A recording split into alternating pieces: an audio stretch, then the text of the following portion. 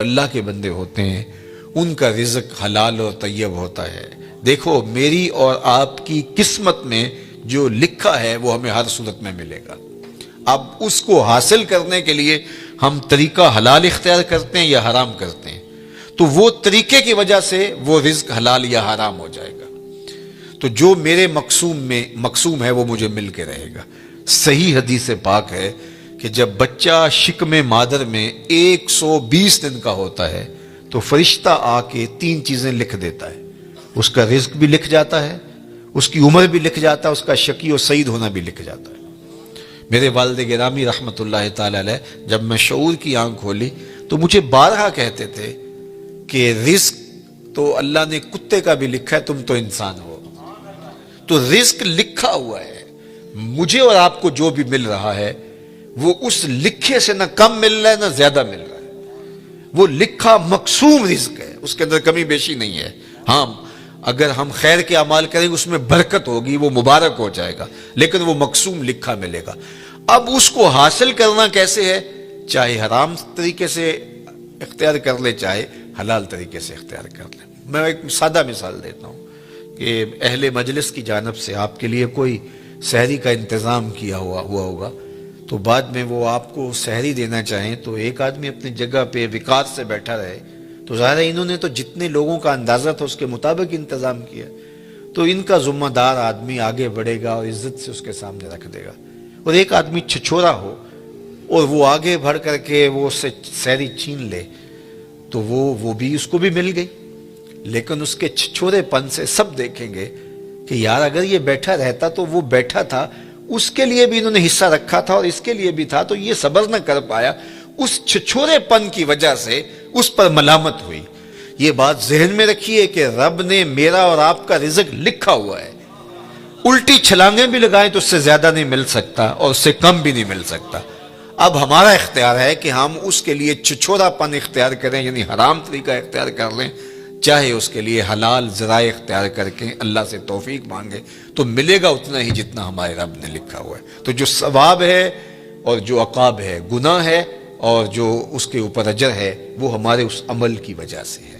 تو اللہ جل شانہ اس کو حیات طیبہ عطا کرتا ہے، اس کا ذہن ایسے بن جاتا ہے کہ حرام کی طرف اس کی نظر ہی نہیں اٹھتی، وہ ہمیشہ حلال ذریعے سے اختیار کرتا ہے۔ یہ ہے جو ہے وہ حیات طیبہ کا مفہوم امام قرطبی نے بیان کیا ہے۔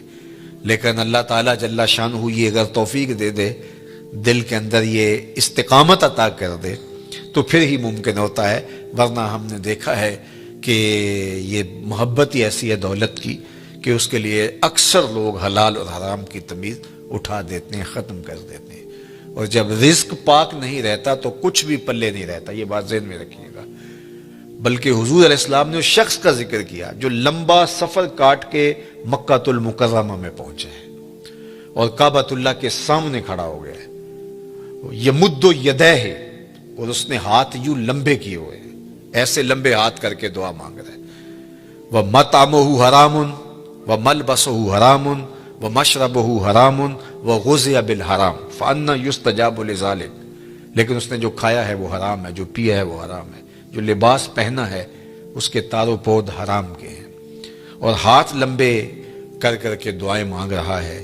اللہ کے محبوب فرماتے ہیں مجھے بتاؤ فَأَنَّى يُسْتَجَابُ لِذَلِكَ، اس کی دعا کیسے قبول ہو جبکہ اس کا بدن حرام رزق سے پلا ہوا ہے، اس نے جو لباس پہنا ہوا ہے، جو حرام کے 2 کپڑے پہنے ہوئے ہیں وہ حرام سے ہے۔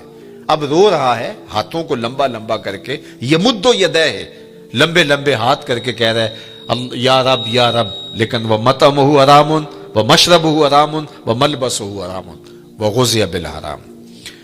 تو پھر بلکہ علماء نے یہ لکھا کہ اگر رزق پاک نہیں رہتا تو اپنی دعائیں تو قبول نہیں ہوتی، نیک لوگوں کی دعاؤں سے حصہ بھی نکال دیا جاتا ہے۔ جب اللہ کے نیک بندے پوری امت کے لیے دعا مانگتے ہیں تو امت میں یہ بھی شامل ہے، لیکن رزق ناپاک ہونے کی وجہ سے ان کی دعا کا جو اس کے لیے حصہ تھا نکال دیا گیا، ان کی دعا اس کے حق میں قبول نہیں ہوتی۔ تو حلال جو ہے وہ حیاتاً طیبہ کا امام قرطبی نے دوسرا مفہوم بیان فرمایا کہ رزق حلال اللہ اس بندے کو نصیب فرماتا ہے۔ اللہ اکبر۔ تو اس کا ایک معنی، ایک مفہوم یہ بھی بیان فرمایا گیا کہ صبر کی توفیق، اور ایک مفہوم یہ بھی بیان فرمایا گیا استقامت علی الدین، دین کا پر استقامت، اور دین پر چلنے کی توفیقات کا نصیب ہونا۔ بعض لوگوں کو توفیق خیر کی نصیب نہیں ہوتی، اور وہ نیکی کا کام کرنا چاہیں بھی تو نہیں کر پاتے، اسباب ہی نہیں ان کو اس طرح کے، چونکہ یہ جو ہمیں اچھائی کی، نیکی کی توفیق ملتی ہے، یہ بھی اس کے کرم سے ملتی ہے۔ میری توفیق بھی تیرے کرم کا صدقہ، یہ قدم اٹھتے نہیں اٹھائے جاتے۔ تو بعض لوگ جو ہے وہ کوشش بھی کر رہے ہوتے ہیں، لیکن ان کی توفیقات ساتھ نہیں دے رہی ہوتی، اور پھر وہ دوبارہ پلٹ کے، میں نے بہت لوگوں کو دیکھا ہے کہ وہ ارادہ کرتے ہیں نہیں ہم اس طرح نہیں، اس طرح چلیں گے، ان کا دماغ یہ کہہ رہا ہوتا ہے کہ میں غلط چل رہا ہوں، مجھے صحیح چلنا چاہیے اور میں یوں چلوں گا، ارادہ بھی کرتے ہیں لیکن پھر پلٹ کے وہاں آ جاتے ہیں۔ تو اس کا کیا مطلب ہوا کہ توفیقات عزدی ان کے شامل حال نہیں ہے، ان سے برائی کے اسباب ان کے لیے کھلتے ہیں، نیکی کے، اچھائی کے، خیر کے اسباب ان کے لیے نہیں کھلتے۔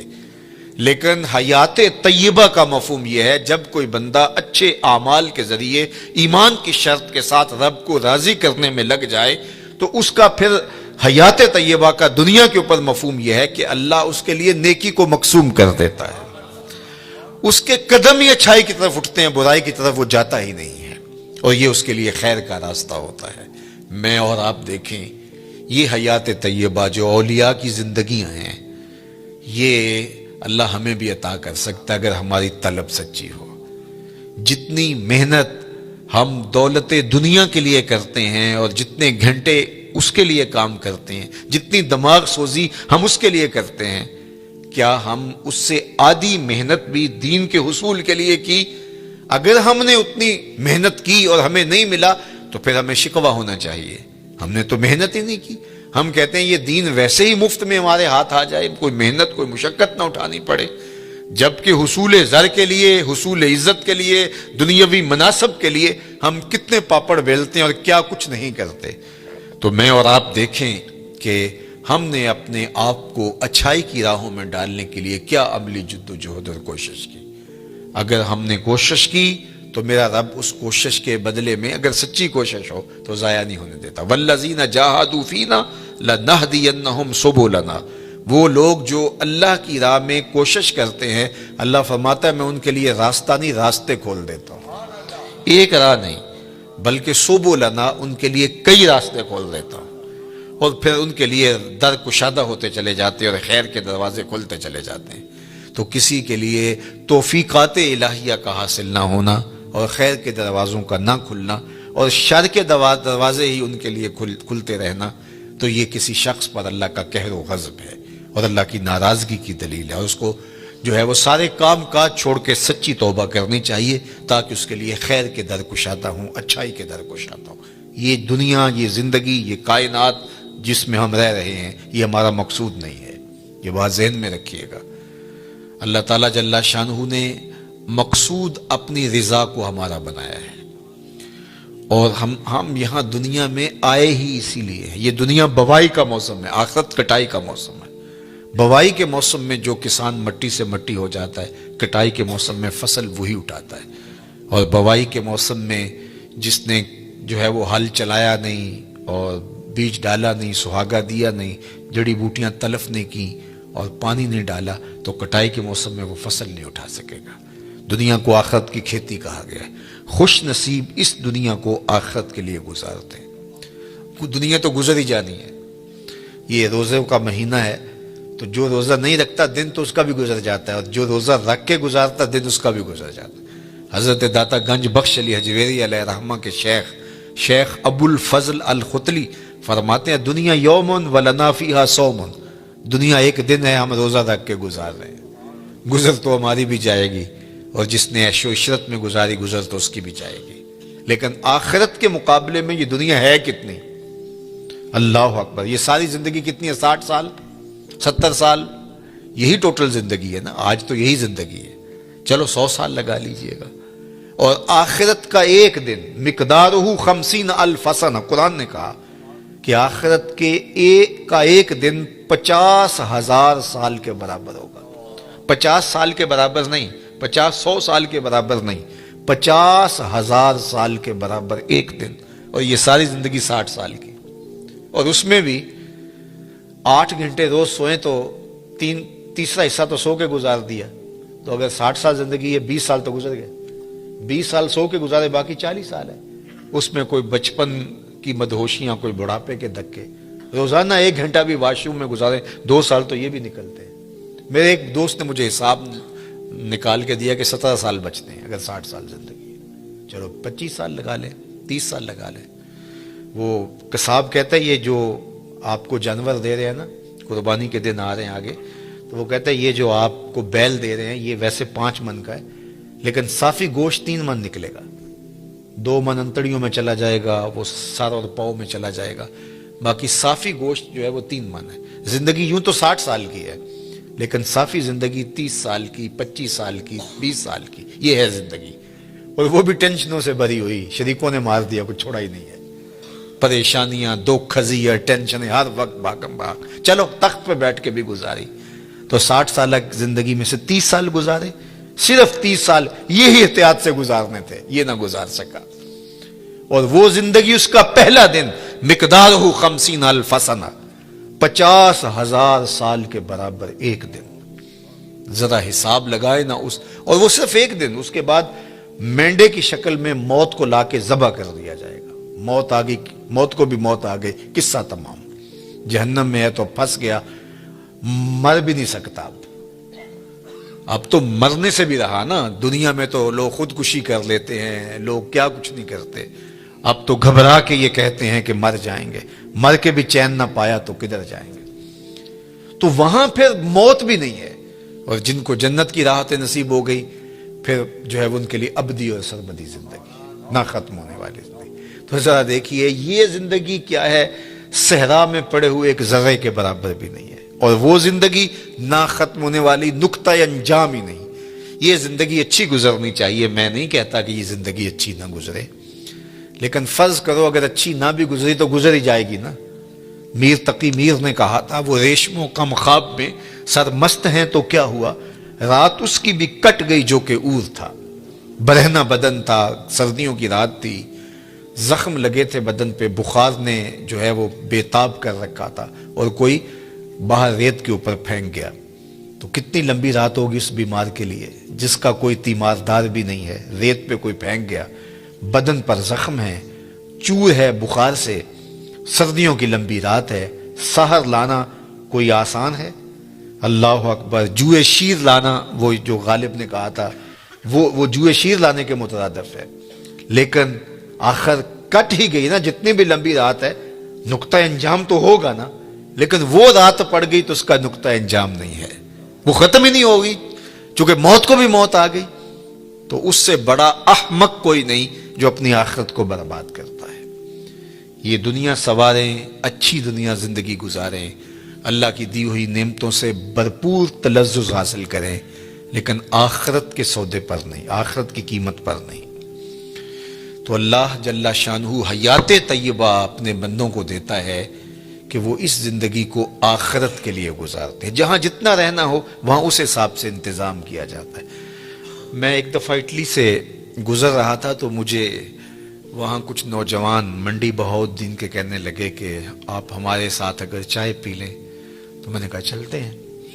تو ان کے ہاں چائے پینے گیا تو وہ چھوٹا سا گھر تھا ان کا، اور جس میں کوئی تقریباً 20-25 نوجوان رہ رہے تھے. وہ جو ہے وہ انہوں نے چارپائیاں جوڑ کے یوں رکھی ہوئی تھیں اور اپنا کھانا بھی پکاتے تھے. تو میں حیرت زدہ ہوا اور میں نے کہا کہ آپ 20-25 سے چھوٹے سے گھر میں رہ رہے ہیں تو کوئی بڑا گھر لے لیں. تو وہ مجھے ہنس کے کہنے لگے حضرت ہم یہاں کمائی کرنے آئے ہیں، عیش نہیں کرنے آئے. تو آپ اگر آئے نا ہمارے علاقے منڈی بہاؤالدین میں تو ہمارے 6 کنال کے بنگلے بن رہے. تو میں نے کہا یہی تو میں سمجھانے آیا ہوں کہ جہاں جتنا رہنا ہو وہاں اتنا انتظام کیا جاتا ہے. تو دنیا میں جتنا رہنا ہے ہم اتنا انتظام کریں. اصل ہماری منزل آخرت ہے، ہم وہاں پلٹ کے جانا ہے، وہاں ہمارے لیے تیاری ہو رہی ہو. یہ جہاں بھی اچھا وہ جہاں بھی اچھا، لیکن اس دنیا کو اس آخرت کی قیمت پہ نہیں گزارنا۔ یہی ولایت ہے، یہی اللہ کے ولی کرتے ہیں، وہ اس دنیا کی زندگی کو آخرت کے لیے گزارتے ہیں، تو پھر یہ زندگی بھی خوشحال۔ جب یہاں ہم جاتے ہیں 4 دن کے لیے، 5 دن کے لیے، تو جو ہے وہ خوش جاتے ہیں، خوش آ جاتے ہیں، نہ وہاں ان کے ملک کو چھوڑ کے آنے میں دکھ ہوتا ہے، نہ کوئی پریشانی ہوتی ہے، اس لیے کہ ہم آئے ہیں 4 دن پھرنے کے لیے، سیر کرنے کے لیے، واپس چلے گئے۔ لیکن اگر ڈیرا جما لیں تو پھر چھوڑنا بھی کتنا مشکل ہے۔ تو اللہ والوں کو دنیا چھوڑنا بھی اوکھی نہیں ہوتی، اس لیے کہ انہوں نے دل ہی نہیں لگایا ہوتا۔ بلال حبشی رضی اللہ تعالیٰ عنہ کا جب آخری وقت آیا، سانس ٹوٹنے لگی، تو زوجہ سرانے بیٹھی تھی، تو اس نے کہا واہ حزن ہو، ہائے افسوس، میرا شوہر مجھ سے جدا ہو رہا ہے۔ تو بلال حبشی رضی اللہ تعالیٰ عنہ کی ابھی سانسیں باقی تھی، تو آپ نے پلٹ کے اپنی بیوی کو دیکھا، کہا یہ کیا کہہ رہی ہو، واہ حزن ہو، ہائے افسوس۔ کہا ہاں آپ جا رہے ہیں، تو کہا نہیں یوں نہ کہو، بلکہ کہو واہ تربا ہو غدن القا محمدم و اصحابہ ہو۔ کہا مبارک ہو، میں تو اپنے آقا سے ملنے جا رہا ہوں۔ پھر موت جو ہے وہ تحفۃ المومن بن جاتی ہے۔ حضرت ابراہیم علیہ السلام کے پاس جب جبریل امین اسرائیل علیہ السلام آئے نا روح قبض کرنے کے لیے، تو کہا کدھر آئے ہو؟ کہا قبض روح کے لیے آیا ہوں۔ کہا واہ کمال ہے، میرا رب مجھے اپنا خلیل بھی کہتا ہے۔ خلیل عربی میں کہتے ہیں گوڑے دوست کو، وہ کہ جگری یار جس طرح ہوتا، تو وہاں تو یہ لفظ نہیں بولے جائیں گے، خلیل کہتے ہیں گہرے یار کو، گوڑے یار کو۔ تو اللہ نے حضرت ابراہیم کو اپنا خلیل بنایا۔ حضور فرماتے ہیں اگر اللہ کے علاوہ میں کسی کو خلیل بناتا تو ابو بکر کو بناتا، میرا خلیل صرف اللہ ہے۔ تو اللہ نے اپنا خلیل بنایا حضرت ابراہیم علیہ السلام کو۔ تو جب سندیسہ موت کا بھیجا اسرائیل کے ہاتھوں، تو کہا کہ وہ مجھے اپنا خلیل بھی کہتا ہے، اور ساتھ آپ کو بھی بھیج دیا۔ بھلا کوئی یار بھی یار کی موت چاہتا ہے؟ کیسا بھی کبھی ہوا ہے کوئی یار یار کی موت چاہے؟ تو کہا میں تو حکم کا پابند ہوں، حکم لے کے آ گیا اللہ کا، تو میں پھر چلا جاتا ہوں، جا کے پوچھتا ہوں کہ تیرا بندہ یہ کہہ رہا ہے۔ تو بارگاہ عزتی میں حاضر ہوئے کہ مالک تیرے خلیل نے یہ کہا ہے، کوئی یار بھی یار کی موت چاہتا ہے؟ کہا پھر جا اور میرے خلیل کو میرا سلام دے، اور کہہ کہ کبھی ایسا بھی ہوا ہے یار بلائے کوئی ملنے بھی نہ آئے؟ تو کہا کہ پھر دیر نہ کر، روح قبض کر لے۔ پھر روح بےتاب ہو گئی، جلدی کر۔ تو پھر دنیا پہ رہنا بھی کمال ہے، دنیا سے جانا بھی کمال ہے۔ فَلَنُحْيِيَنَّهُ حَيَاتًا طَيِّبَةً، پھر ستھری زندگی، ورنہ اس زندگی کے ہاتھوں لوگ تنگ ہوتے ہیں۔ وہ ساغر صدیقی نے کہا تھا کہ زندگی کاٹی ہے جبر مسلسل کی طرح، جانے کس جرم کی پائی ہے سزا یاد نہیں۔ تو پھر کہیں گے زندگی تو جبر مسلسل ہے، زندگی ہے یا کوئی طوفان ہے، ہم تو اس جینے کے ہاتھوں مر چلے۔ پھر زندگی طوفان بن جائے گی، زندگی عذاب بن جائے گی، لیکن اس کے ہو جاؤ زندگی بھی اچھی، آخرت بھی اچھی، یہ جہاں بھی اچھا وہ جہاں بھی اچھا۔ ربنا آتنا فی الدنیا حسنۃ وفی الآخرۃ حسنۃ۔ تو اللہ کا ولی اس جہاں میں بھی خوش ہوتا ہے، اس جہاں میں بھی خوش ہوتا ہے، حیات طیبہ اس کو عطا کر دی جاتی ہے۔ اللہ صاحب مزار کے درجات کو بلند فرمائے۔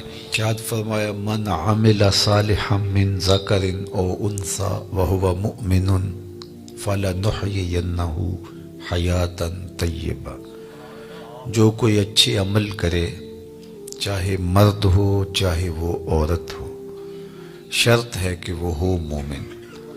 فلنحیینہ حیاتا طیبہ، ہم اسے ستھری اور پاکیزہ زندگی عطا کر دیتے ہیں۔ حیات طیبہ، پاکیزہ زندگی ان افراد کا، ان لوگوں کا مقسوم ہے جو اپنی زندگی اللہ اور اس کے رسول کے لیے وقف کر دیتے ہیں۔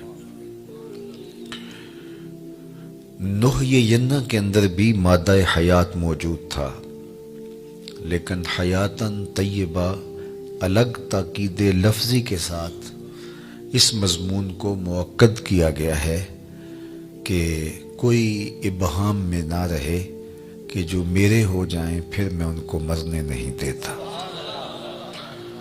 ان کو ابدی اور سرمدی فیضان نصیب کیا جاتا ہے، اور زمانے مٹ جاتے ہیں، زمانے پہ آنے والے لوگوں کے نشان باقی نہیں رہتے، لیکن ان کے نشانات میں مسخ نہیں ہونے دیتا۔ مٹ گیا مشتاق دل سے رنگ یاد رفتگاں، پھول مہنگے ہو گئے قبریں پرانی ہو گئی۔ کتنے لوگ آئے اور چلے گئے، زمانہ آج ان کا نام بھی نہیں جانتا، لیکن جنہوں نے اپنے دل کو اپنے مالک کے لیے وقف کر دیا، میرے رب کا وعدہ ہے ان کے نشان نہیں مٹنے دوں۔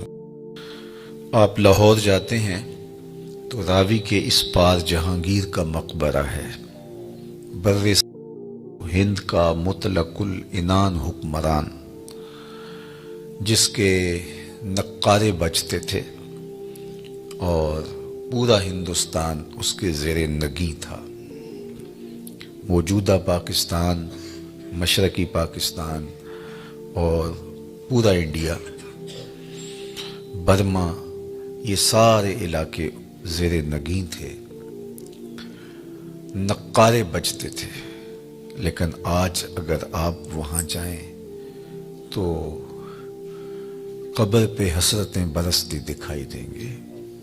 دن کو جائیں یا رات کو، وہاں آپ کو روشنیوں کا اہتمام دکھائی نہیں دے گا۔ اب پارک بن گیا ہے، اس کے دم سے کچھ لوگوں کا آنا جانا زیادہ ہو گیا، لیکن خالص مزار کے احاطے میں آپ کو قرآن پڑھنے والے لوگ موجود نہیں ملیں گے، تاش کھیلنے والی ٹولیاں بیٹھی نظر آئیں گی۔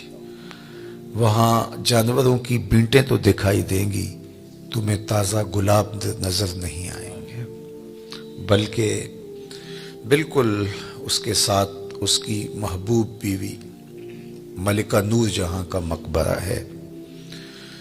یہ وہ خاتون تھی، جب بادشاہ تخت پہ بیٹھتا تو یہ بادشاہ کے پیچھے بیٹھتی، درمیان میں پردہ لٹک رہا ہوتا۔ بادشاہ کا کوئی فیصلہ اسے پسند نہ ہوتا تو پیچھے سے کمر ٹھونکتی، تو بادشاہ اپنے فیصلے تبدیل کر لیتا، جس کے اشارہ ابرو پر ہندوستان کی تقدیر کے فیصلے بدلتے تھے۔ آج اس خاتون کا مقبرہ بھی اس کے ساتھ اندھیرے میں پڑا دکھائی دیتا ہے۔ زیب النساء کا اپنا شعر ہے جو اس کی لوح مزار پہ لکھا ہے: بر مزار ما غریباں نہ چراغ نہ گلے، نہ پرے پروانہ سوزد نہ صدائے بلبلے۔ ہم غریبوں کی قبر پہ نہ کوئی چراغ جلانے آئے گا، نہ کوئی پھول ڈالنے آئے گا، نہ کسی بلبل نے گیت گانے ہیں اور نہ کسی پروانے نے پر جلانے۔ وہ جو مطلق العنان تھے، جن کا طوطی بولتا تھا، جن کے نقارے بجتے تھے، چلتے تھے تو ہٹو بچوں کی صدائیں ہوتی تھی، آج غریب بنے ہوئے۔ بر مزار ما غریباں نہ چراغ نہ گلے۔ میں راوی کے اس پار کی کہانی آپ کو سنا رہا ہوں، اب راوی کا پل پار کر جائیں۔ ایک لوح مزار ادھر بھی ہے، یہاں تو ہے بر مزار ما غریباں نہ چراغ نہ گلے، اور وہاں لکھا ہے گنج بخش فیض عالم مظہر نور خدا، ناقصاں را پیر کامل کاملاں را رہنما۔ یہاں تو دن کے اجالوں میں بھی آپ کو لوگ دکھائی نہیں دیتے، لیکن وہاں رات کے اندھیرے میں چلے جائیں یا دن کے اجالے میں چلے جائیں، چھٹی کے دن چلے جائیں یا ورکنگ ڈے میں چلے جائیں، عید کے دن چلے جائیں یا جس دن شہر میں کرفیو نافذ ہو چکا ہو اس دن چلے جائیں، وہاں ہجوم عاشقاں دکھائی دے گا۔ حتیٰ کہ حد ہو گئی کہ جب بدطینت لوگوں نے اپنی کارروائیوں کا رخ مزارات کی طرف کیا تو داتا گنج بخش علی حجویری علیہ رحمہ کے مزار پر بھی بم دھماکہ ہوا اور ساری رات لاشیں اٹھائی جاتی رہیں، لیکن جب صبح کا وقت آیا تو ساری مسجد نمازیوں سے بھری ہوئی تھی۔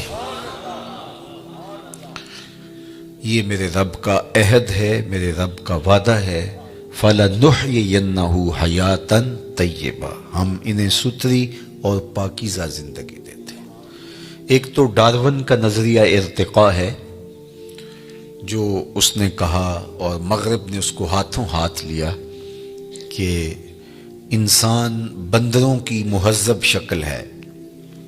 وہ کہتا ہے کہ یہ تہذیب پاتے گئے وقت کے ساتھ ساتھ اور آج موجودہ شکل میں ہے، یہ ہے اس کا نظریہ ارتقاء، کہ وقت کے ساتھ ساتھ جانور ترقی پاتے پاتے انسان کے روپ میں آ گئے، اور آج وہ بولتے بھی ہیں، معافی ضمیر کو بھی نوک زبان پہ لے آتے ہیں، ایجادات بھی کر رہے ہیں، لیکن ان کی جو ابتدا ہے صدیوں قبل، وہ کہتے ہیں کہ یہ بندروں کی مہذب شکل ہے اور باقی جانوروں کی مہذب شکل ہے، اور اس پر وہ دلائل دیتا ہے۔ اور ایک زمانے میں تو اس کے ارتقائی نظریے کو بڑی پذیرائی بخشی گئی، ہاتھوں ہاتھ لیا گیا، لیکن قرآن نے انسان کے عالی مرتبت آغاز کا ذکر کیا ہے کہ ابھی اس کا خمیر گویا جا رہا تھا، فرشتوں کی پیشانی کو سجدے کے لیے تیار کیا جا رہا تھا، اس کا آغاز ہی خوبصورت ہے۔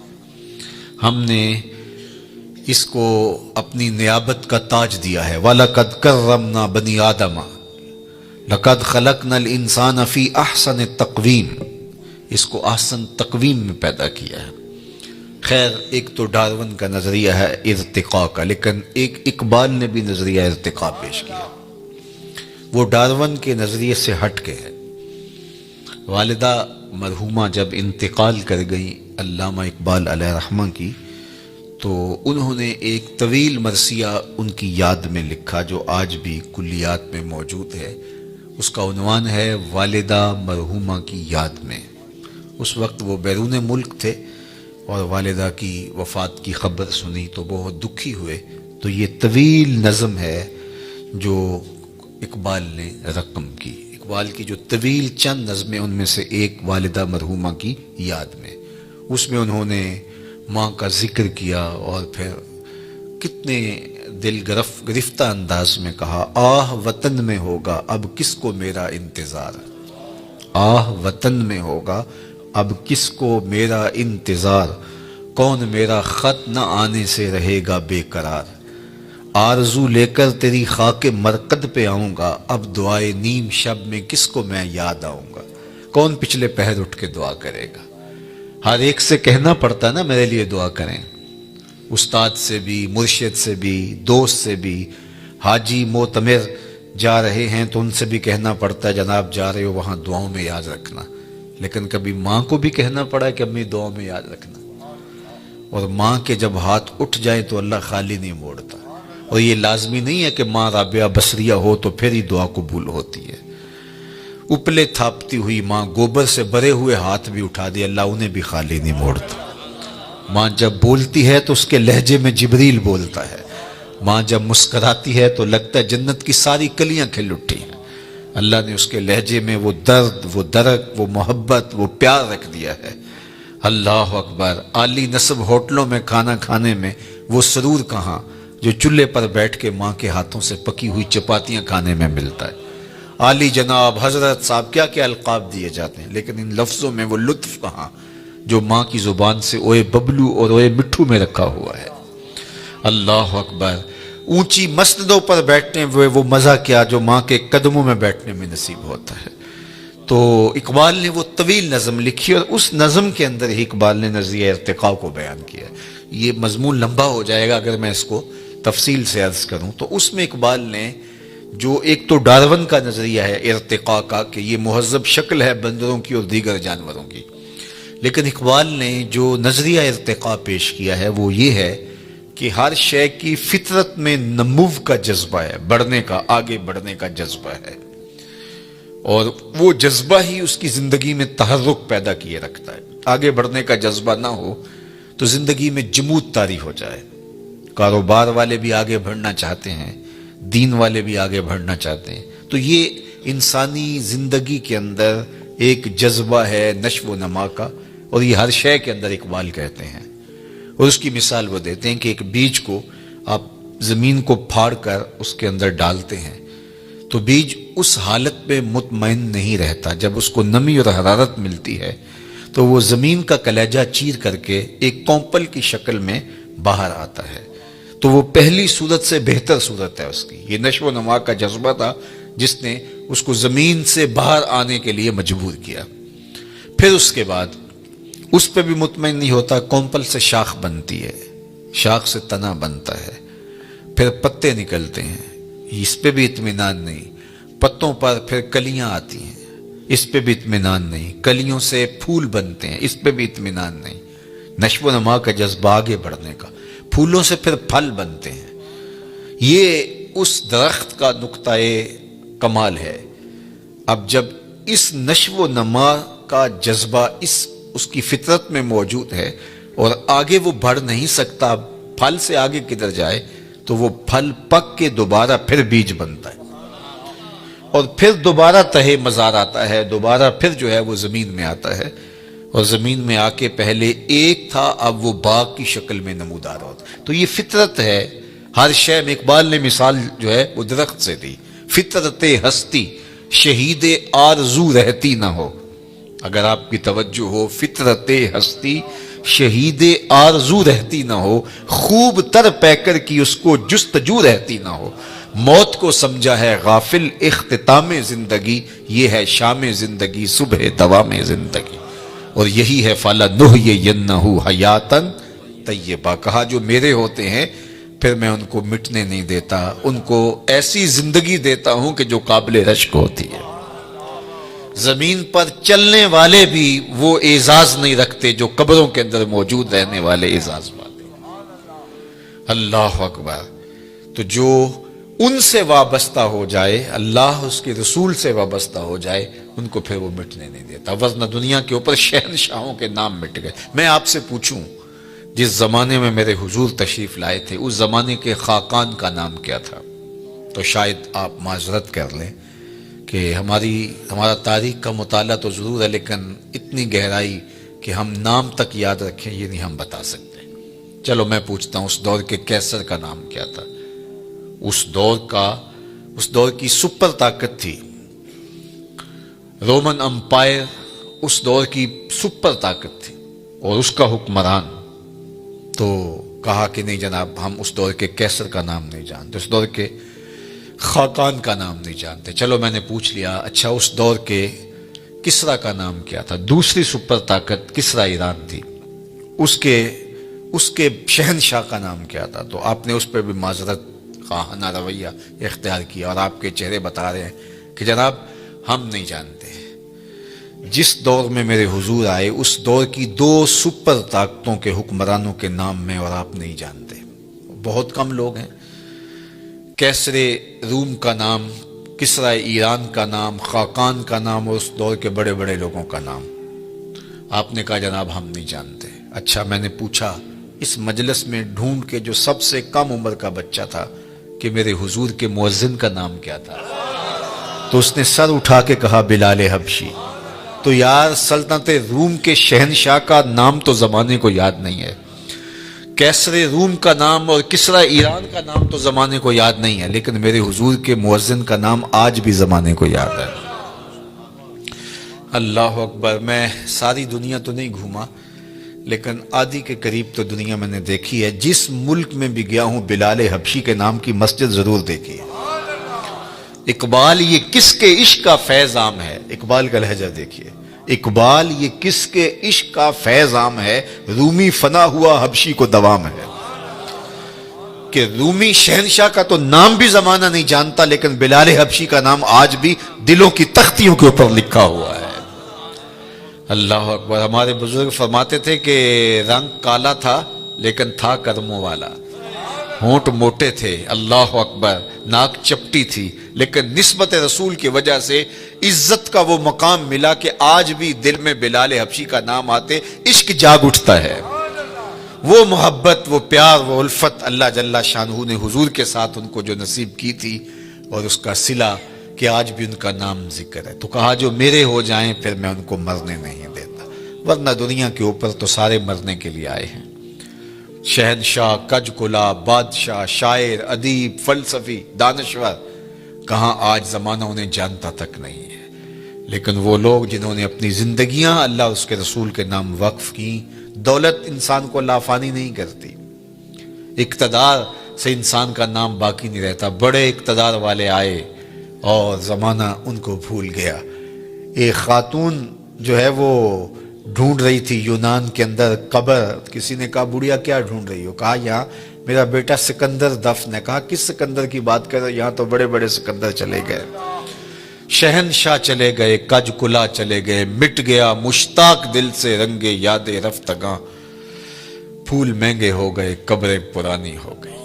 اور میاں صاحب کہتے ہیں جنہ باجوں اسی پل نہیں سا جیندے، شکلاں یاد نہ رہیاں، سہ سہ جوڑ سنگت دے ڈٹھے اوڑک وتھاں پئیاں، جنہ باجوں ایک پل نہیں سا جیندے، شکلاں یاد نہ رہیاں. ہم تو اپنے سکے عزیزوں کو بھول جاتے ہیں، لیکن یہ کون لوگ ہیں کہ جو فراموش نہیں ہوتے؟ اس لیے فراموش نہیں ہوتے کہ انہوں نے اس ذات کے ساتھ اپنے تعلق کو مضبوط کر لیا ہے کہ اس کے ساتھ جڑا ہوا تعلق کبھی فنا نہیں ہوتا. اچھا، میں ایک قبرستان میں گیا تو وہاں مختلف شہنشاہوں کی اور بادشاہوں کی قبریں تھی، اور لکھا تھا سابقہ حکمراں فلاں، سابقہ حکمراں فلاں. اور آپ بھی دیکھتے ہیں کہ سابقہ چیف جسٹس، سابقہ وزیر اعظم، سابقہ وزیر خارجہ. تو میں کہتا ہوں یہ سارے سابقہ ہو جاتے ہیں. اللہ کا ولی قبر میں جا کے بھی سابقہ ولی نہیں ہوتا. کسی قبر پہ آپ نے یہ نہیں دیکھا ہوگا کہ سابقہ ولی لکھا ہو. سابقہ وزیر اعظم ہوتا ہے، سابقہ جرنیل، سابقہ چیف آف آرمی اسٹاف، سب سابقہ ہے، ان کے ساتھ سابقہ لگ جاتا ہے. لیکن جو اللہ کا ہو جائے پھر اللہ اسے سابقہ نہیں ہونے دیتا. وہ قبر سے باہر بھی ولی ہوتا ہے، قبر کے اندر اتر کے بھی ولی ہوتا ہے.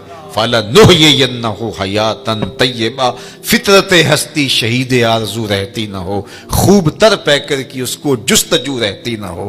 موت کو سمجھا ہے غافل اختتام زندگی، یہ ہے شام زندگی صبح دوام زندگی. یہ ایسی زندگی نصیب ہو جاتی ہے کہ جو انہی کا مقصود ہوتا ہے. تو آئیے میں اور آپ اپنی زندگی کو اللہ اور اس کے رسول کے نام کر دیں، ورنہ وہ کیا کہتے ہیں کہ آج مرے کل دوسرا دن، تو زندگی تو ختم ہو جائے گی. ٹوٹ کے بکھر جانے والا خواب ہے.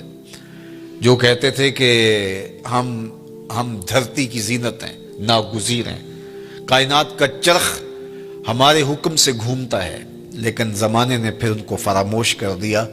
ان کے ناموں کے ابجد بھی زمانے کو معلوم نہیں ہے.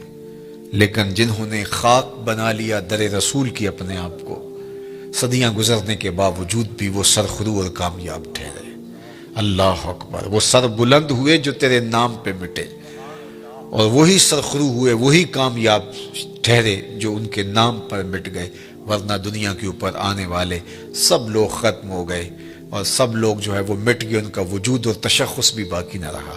تو میں اور آپ اہل اللہ کی قبروں پر جانے سے ہمیں یہ ترغیب ملتی ہے کہ ہم اپنی زندگیوں کو اللہ اور اس کے رسول کے نام کر دیں. شکستہ قبریں بھی، ٹوٹی ہوئی قبریں بھی ہمیں عبرت دیتی ہیں.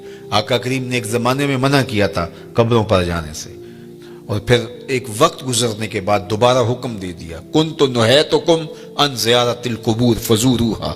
میں تمہیں قبروں پر جانے سے روکا کرتا تھا، لیکن اب میں تمہیں حکم دیتا ہوں کہ قبروں پر جایا کرو. اور اس کی وجہ بیان فرمائی، اس لیے لأنہا تذکر الآخرہ، قبریں تمہیں آخرت کی یاد دلاتی. تو جو شکستہ ٹوٹی ہوئی قبریں ہوں گی وہ بھی یاد دلائیں گی یہ کتنے ناگزیر ہوتے تھے. آج ان کے کفن بھی تار تار ہو گئے.